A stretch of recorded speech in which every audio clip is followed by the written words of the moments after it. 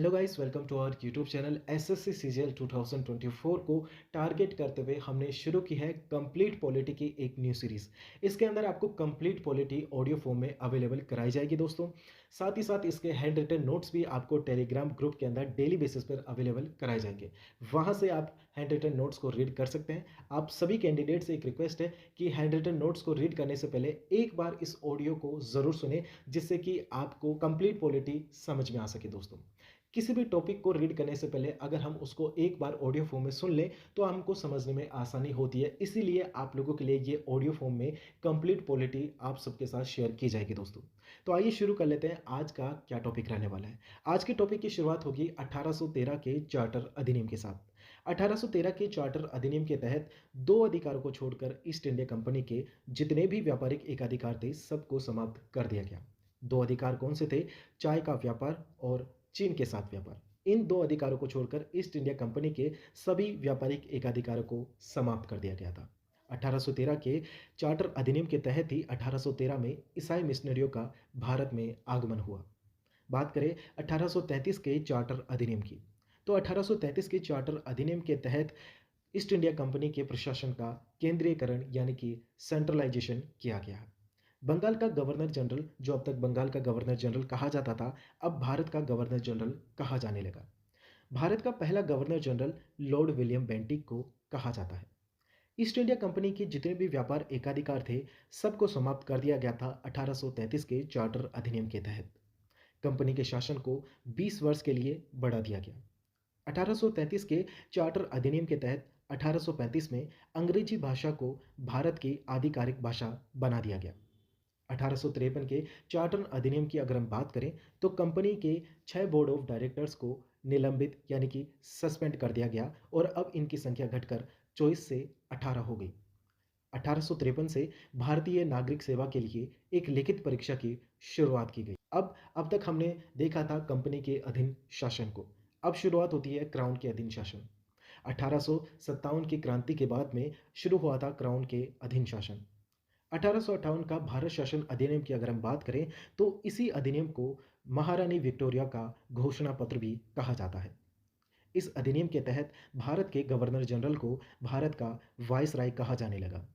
Last governor general या पहला viceroy of India अगर हम बात करें तो लॉर्ड कैनिंग को कहा जाता है। निदेशक मंडल एवं नियंत्रक मंडल को भंग कर दिया गया था। भारत का नियंत्रक करने के लिए एक नया पद बनाया गया जिसे राज्य सचिव कहा जाने लगा।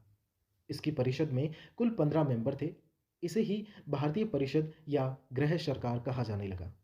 महारानी विक्टोरिया के घोषणा पत्र को लॉर्ड कैनिंग ने पढ़ा था।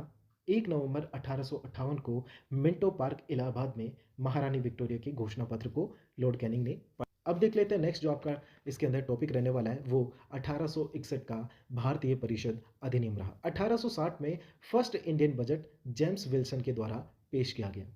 1861 में भारत के वायसराय को अध्यादेश जारी करने की शक्ति प्रदान की गई। 1861 में आईपीसी यानी कि इंडियन पेनल कोड और सीआरपीसी यानी कोड ऑफ क्रिमिनल प्रोसीजर जारी की गई। यानी कि आईपीसी और सीआरपीसी 1861 में जारी की गई। 1862 में 3 हाई कोर्ट्स बने।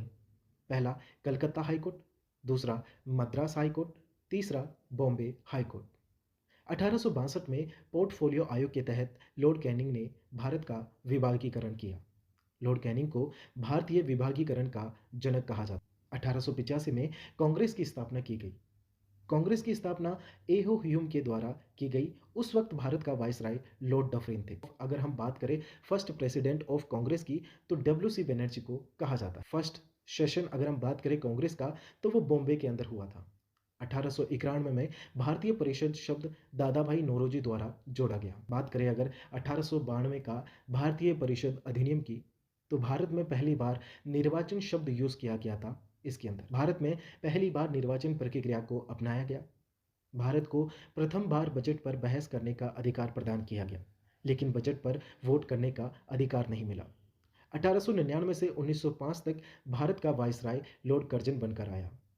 लॉर्ड कर्जन ने फूट डालो और शासन करो की नीति अपनाई, जिसकी वजह से लॉर्ड कर्जन ने 1905 में बंगाल का विभाजन कर दिया। बंगाल 2 पार्ट में डिवाइड हुआ, ईस्ट बंगाल और वेस्ट बंगाल के नाम से। 1906 में मुस्लिम लीग की स्थापना हुई। सलीमुल्लाह खान और आगा खान ने ढाका में मुस्लिम लीग की स्थापना की। 1907 में कांग्रेस का सूरत अधिवेशन हुआ, जिसमें कांग्रेस का विभाजन हुआ। राज बिहारी घोष ने सूरत अधिवेशन की अध्यक्षता की, जिसमें कांग्रेस का विभाजन नरम दल और गरम दल में हुआ। आज के लिए बस इतना ही।